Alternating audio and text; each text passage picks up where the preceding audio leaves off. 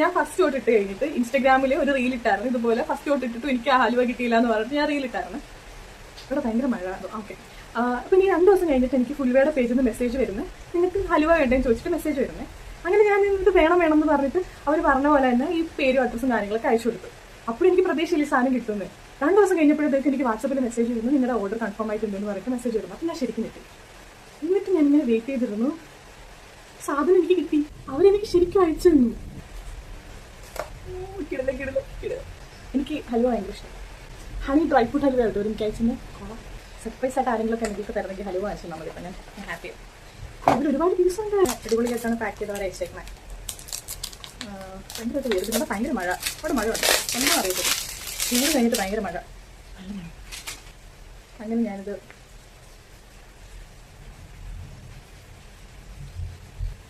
അടിപൊളി. ഫുൾവേടെ ഹലുവ മോശമാക്കില്ലെന്നറിയാം. സൂപ്പർ, അടിപൊളി.